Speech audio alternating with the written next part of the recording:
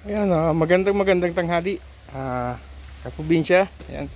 Bali po, dito muna ako sa aking maampalaya.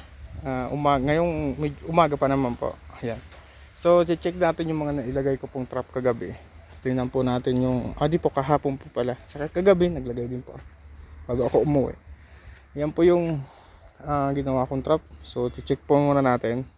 Kasi po medyo parang marami yung nahuli na mga yung ginawa kong trap para sa fruit fly. Ayan po, titignan po na. Ito po yung unang tinesting ko muna sa mineral bottle, tapos nagyan ko ng ito naman po yung iba, yung may trap na po siya. Ayan, medyo meron na pong madami-dami po yung nahuli niya. Pinaikutan ko po ito kahapon. Yan po yung iba. Ayan, so marami po talagang nahuli. Ayan, ito po, tulad nito. So sa paligid po nito, halos lahat po ganito yung nahuli ko, mga kaprobinsya. Ayan. Bali kasi in-spray ko to kahapon yung hapon na po ako nakaano. Ito po, ibagong lagay ko yung isa na yan. Ito po, kasama nung kahapon. Ayan. So medyo marami po silang nahuli. Ayan po. Yan po yung pumipiste sa ampalaya ko. Yan, mga fruit fly na yan. So di na po nagawa po ng hindi na ng spray, di kinakaya. Pagka ini-spray ko po siya, bumabalik din. Yan, so medyo maganda-ganda yung mga iba. May mga tama pa yung ganito kalalaki. Yan po. Ang iniimportante ko po dito ito. Yan, ito pong na mga nasa taas, itong maliliit. Ito po ang sana hindi na nila kung saan hindi na nila matamaan ng pumipiste po.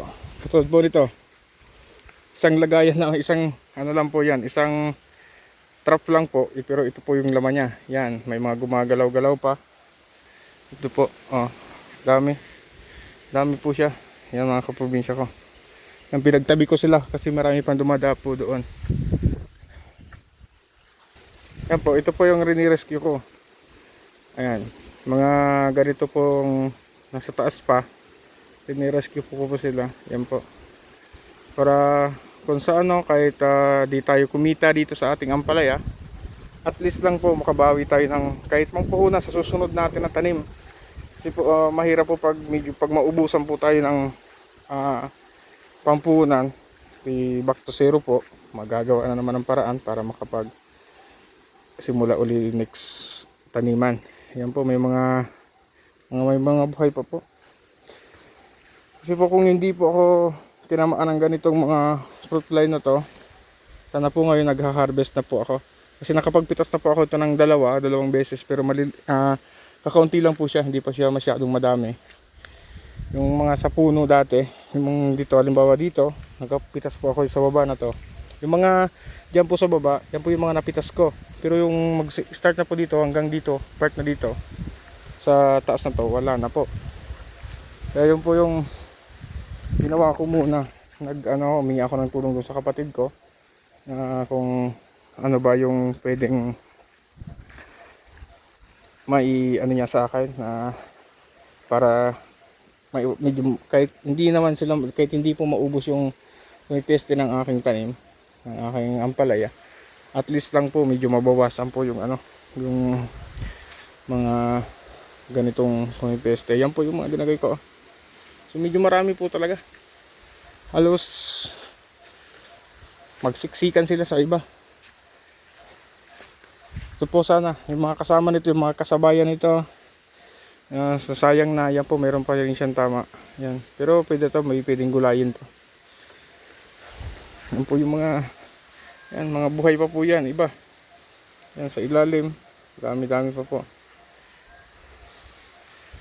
Yung sa kamatis naman po natin, ayan, dami. Sa kamatis naman po natin, ayan, ito yung kamatis. Ito naman po yung ginagay kong trap, so marami din po. Kamatis po natin, ayan po yung mga bunga, madami-dami yung bunga. Kaso kung pipestin po ng mga fruit fly, mauubos po yan. Ito po. Yan, may mga huli din siya. May mga bangaw pang huli.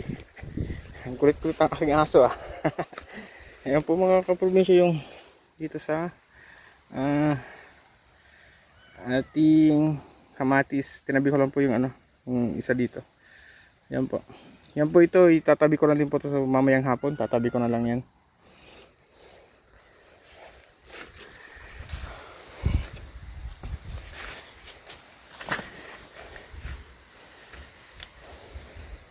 Ito po, meron pa ako dito ilinigay. Ngayon lang po to. Yan, meron na naman. Ito po yung kamatis natin. Nag-start na po siyang mamunga. Ay, mamunga. Maghinog. Ayan, malalaki po yung hinog niya.